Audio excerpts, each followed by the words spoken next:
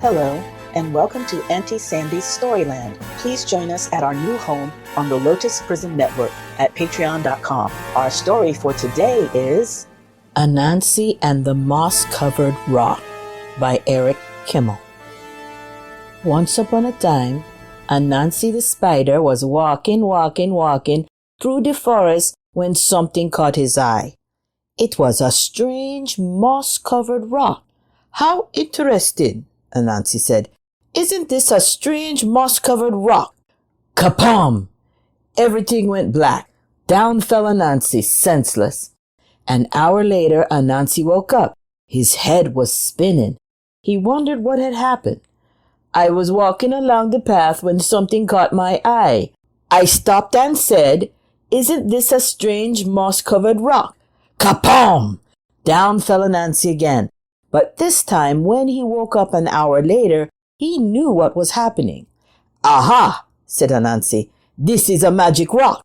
And whenever anyone comes along and says the magic words, 'Isn't this a strange down he goes. This is a good thing to know," said Anansi, "and I know just how to use it." So Anansi went walking through the forest until he came to Lion's house. Lion was sitting on his porch. At his feet was a great pile of yams. Anansi loved yams, but he was too lazy to dig them up himself. Anansi said to Lion, "Hello, Lion. It is very hot today, don't you think so?" "Yes, Anansi," said Lion.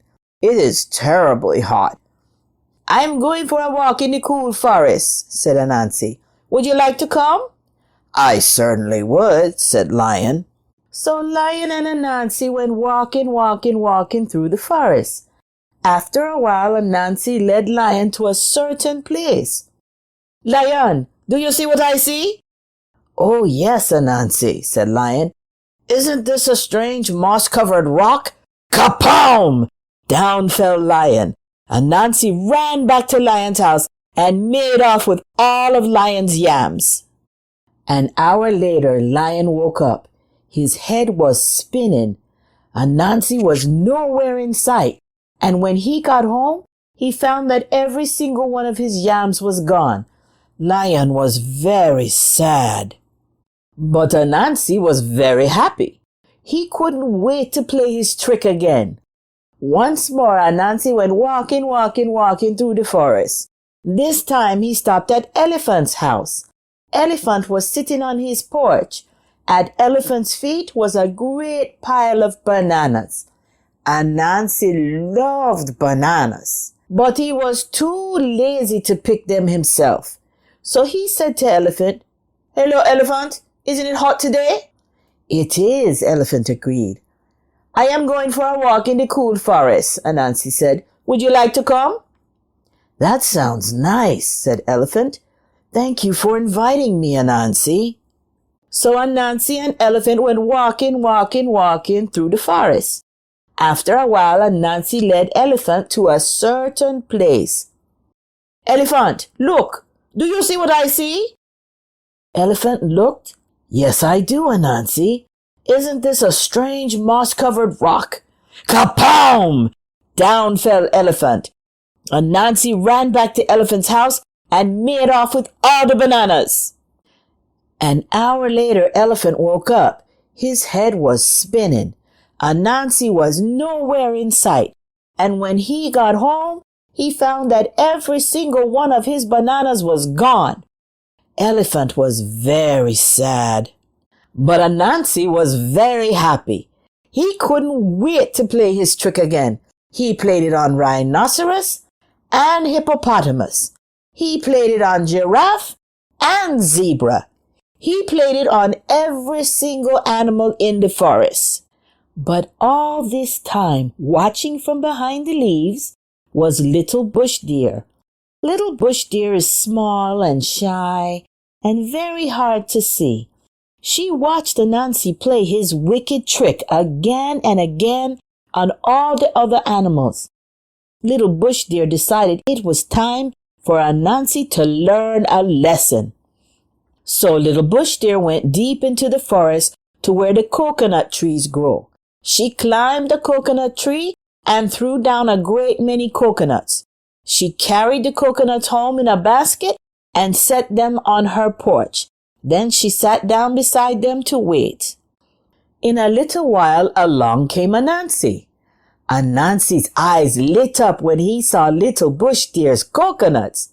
Anansi loved coconuts. He loved to eat the tender white coconut meat and drink the sweet coconut milk inside. But he was much too lazy to gather coconuts himself.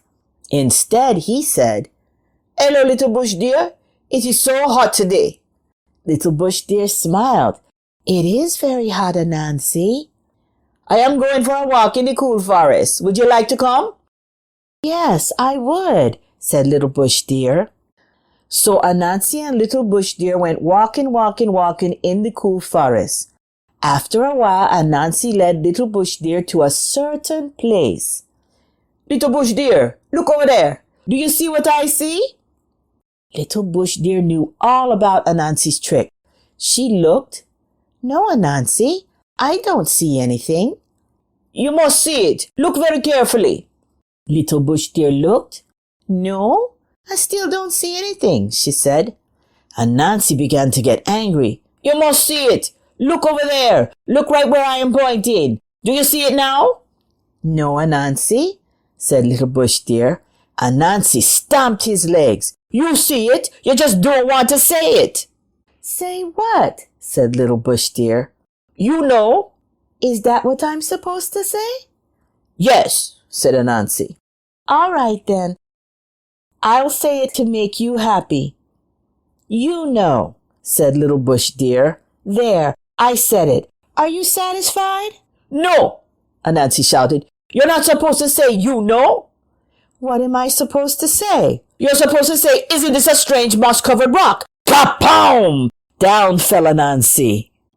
Then Little Bush Deer ran and got all the other animals. Together they went to Anansi's house and took back all the good things he had stolen from them. An hour later, Anansi woke up. His head was spinning. Little Bush Deer was nowhere in sight, and when he got home, he found his house as empty as it was before. But if you think Anansi learned his lesson, you're mistaken, because he's still playing tricks to this very day. That is the end of our story for today. Thank you so much for tuning in. Join our exclusive Storyland membership on the Lotus Prism Network to get special appreciation bonuses and rewards as a valued member of our listener team. To join our membership, go to patreon.com/the Lotus Prism Network. For those who like the book we read today and would like to purchase it, please click the link in the description. Follow our Facebook page so you can find us on all your favorite social media and share with your family and friends. Thank you for your support. We'll see you next time on Auntie Sandy's Storyland.